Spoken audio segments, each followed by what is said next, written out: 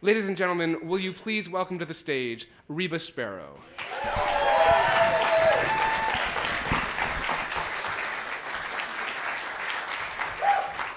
I was a very fat teenager. And it's interesting because I didn't eat a lot of junk food and I didn't have a sweet tooth. In fact, I was obsessed with health foods. I would only eat organic. I stopped eating meat when I was around 14 years old. And by the time I was like 17 or 18, I had become a full-on vegan. But I was also an emotional eater. And I ate a good 75 or 80 extra pounds of emotions. And I actually have this old photo of myself from around that time that I refer to as the photo with flippers, because I look just like Danny DeVito as the Penguin in Batman. So as you can imagine, with all of this extra weight came a lot of insecurity, and I was terrified of boys, mostly because they made fun of me, because I looked like the Penguin. But the ones that didn't make fun of me were gay, which was awesome, because I had a lot of gay friends, but I didn't have any boyfriends, which is what I wanted. And so at 19 years old, I'm 220 pounds, and I was working at this old-time portrait studio, which was actually perfect for me because I was a theater major and had a minor in photography. So I got to dress people up in costumes all day and take their pictures. And it was costumes from the 20s, like flapper dresses and soldiers, or there were some cowboys and Indians, and we had this bar, and the ladies always like to get up on the bar with their whiskey props, and it was mostly like families on vacation or newlyweds. It was in this really touristy town called Estes Park up in the mountains of Colorado. And so one day I'm at work, and there was these big windows in the front, and this group of teenagers comes walking by. There's like 10 or 12 of them maybe, and they're loud, and they're singing, and they're kind of obnoxious, but they look like they're having the time of their lives. And I was like, oh, there go my people. They must be performers. What's going on? And to my surprise and delight, they all pile into the studio all at once. And I can't quite make out what they're saying or what they're singing. It almost sounds like a foreign language. And one of them steps forward right into the middle of the studio. He's sort of like the leader of the pack. And he's got this hair, this blonde hair that's like blowing in the breeze that's non-existent, and these bright blue eyes that make me weak in the knees, and these eyelashes that go on for miles. And he stares at me, he looks me up and down, he puts his hand on his hip, and he goes, "Oh, hey, girl." And I was all, hey. It was very familiar, the way that he spoke to me, like we knew each other, but we didn't. And so I was like, was that a flirt? Is he flirting with me? But I couldn't really tell, because just based on the way that he held himself and his mannerisms and the words that he chose, I didn't think that this guy was straight. So I continued on just like I would with any other customers, and I gathered them together, and I was like, so are you guys on vacation? What's happening? And this guy tells me, because he's one of the only one that speaks English, he tells me his name is Joseph, and he's from Canada. And I was like, oh, it's so exotic. And he proceeds to tell me that they are with an organization called Up With People. Now, for those of you who don't know what Up With People is, it's a humanitarian organization that was founded in the 70s, and they go around touring, trying to change the world one musical theater number at a time. I had never heard of this before, and it blew my mind. I was like, this is amazing. You are the coolest people I've ever met, because as a performer, it's my dream to go on tour, and I can be a good person at the same time. I knew it. And as Joseph is talking to me, he becomes more and more attractive, and I ignore the lisp that's happening, and I'm like, this guy's into me, I know it. And as I'm taking his photos, so it's an old-time portrait studio, and we had the old cameras as well, the kind that you had to put the black cover over your head, and the images are upside down, and so I'm taking the pictures, and I'm sort of, and then I get up from around the camera, and I start to move move them, I direct them, because as a photographer, it's sometimes easier to physically move your subjects than it is to try to direct them verbally. And as I'm doing this, Joseph starts touching me back, which had never happened before. And I was like, what is this? And I was kind of scared of it. I didn't know what to do with it, but I liked it. And I go back behind the camera and I get under the sheet again. And Joseph says to me, what are you doing behind the camera? Come sit on Daddy's lap. Yeah. And I was thinking, what is this? Is this guy for real? Is he flirting? He's got to be flirting with me, right? And I didn't know how to respond. I think I said something like, oh, but who would take your picture then?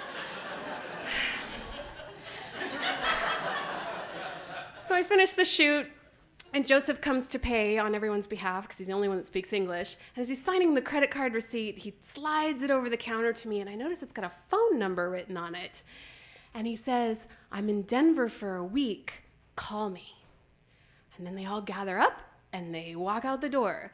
And I'm just left by myself in the studio, like staring out the window, not knowing what just happened because I'd never really been flirted with before. This is the first time a guy's ever given me his phone number. I'm just blushing and like excited. And I was like, what the heck? I don't know what his intentions are, but I'm gonna call him because if nothing else, I am going to be up with people.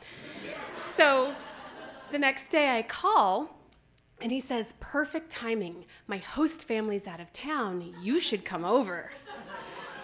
And I thought, well, you know, Denver's an hour away. That's a long drive. Like, what are we going to do? And he says, well, if we play our cards right, each other.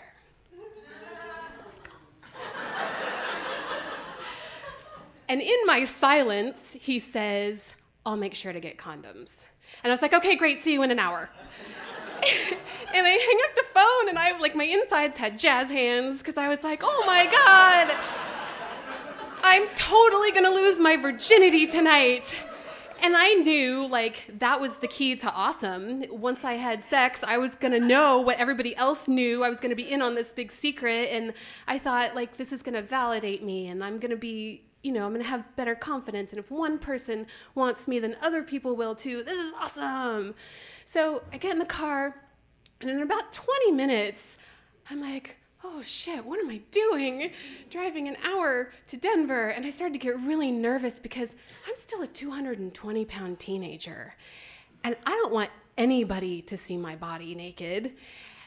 But I wanted him to do things to my body naked, so I wasn't sure how that was gonna play out. And I was like, all right, I'm just gonna do this. And I get to the address that he gives me. And when he opens the door, he has set the scene. We walk into a living room, and he's been staying on a sleeper sofa, so it's pulled out from the couch, and the lighting is really low, and he's got some lamps going, and he's put on the stereo Matchbox 20. And I come into the tail end of the song 3 a.m., and when it stops, it plays again. And I was like, oh, 3 a.m. must be a really meaningful song to him. He put so much thought into this. He's so romantic. And so he pulls me in right away and sits me down on the bed and just starts making out with me. And this was also a new experience for me because I had kissed boys before, but only on stage as part of a show. So this was my first time making out with a guy for real, and I started to get really turned on, but at the same time, I was thinking, this is kind of like kissing a girl, I think, because he felt so feminine, and his lips were really soft and sort of small and kind of cold, but I was like, it's okay, and I just couldn't let it go, and I stopped him, and I just said, Joseph, you do know I'm a chick, right? And he just stopped, and I was like, oh no, what did I say? And he goes, of course. I've always wondered what that would be like. But then I knew, what his motive was. And I was like, okay. It was sort of evident that he was not a virgin, but he'd never slept with a girl before. And I'd never slept with anybody before. So we were using each other to accomplish this goal. And I was totally fine with that. So we start making out again, and he gets this bulge in his pants, and I just am dripping wet. And he just gets right to it. He takes his pants off, and I was so turned on because I had never seen a penis live before. And it was hard for me, and he was bigger than I imagined it would be. And I was like, okay, moment of truth. If I want this to happen, I gotta show him the goods. So I nervously take off my skirt and my panties, and I toss them aside. But I'm like, I'm not taking off my shirt. You didn't take your shirt off. I'm not taking my shirt off. And so he gets on top of me right away. And but he doesn't put his whole body weight on top of me. We're sort of like, I'm lying flat on my back, and he's got his hands on my shoulders, kind of like this. and it's sort of like if you've ever tried to pick up a cat that doesn't want to be held, and they're like this, but they're like, but it's my master, they love me. He was sort of like, he wanted to be there, but he was like afraid to touch my tits, and so he's like poking at me. And I'm sure you guys all remember your first time. You're like, I don't know what I'm supposed to do here. I didn't know. I was like, am I supposed to part my lips and invite him in? Am I supposed to help? I don't know. And finally, he finds the hole, and he gets in like a quarter of the way and then like a half of the way. And I'm just so happy in my head because I was like, oh, this is it. I'm totally losing my virginity right now. Awesome. And this is really turning me on, and he can see it. I'm starting to get worked up, and then so he gets really into it, and he's like, yeah. And he decides, I guess in this moment, he's going to take his shirt off in the heat of passion, and he takes his shirt off, and I look up at him, and I'm totally in shock because he seems to be glowing. The way that the lights were dim and the lamps in the background were sort of backlighting him gave this glow to what I saw before me, which was not 1 or 2 or even 3, but 9 alien tattoos all over his chest and arms, like those really, really trendy aliens from the 90s. Do you guys remember? Like the teardrop-shaped heads with the big black eyes, and he had like one big one on his arm here, just a head, and then like over his heart, he had a full body one holding a martini. And down here on his side, he had 2 high-fiving. I'm not kidding, guys.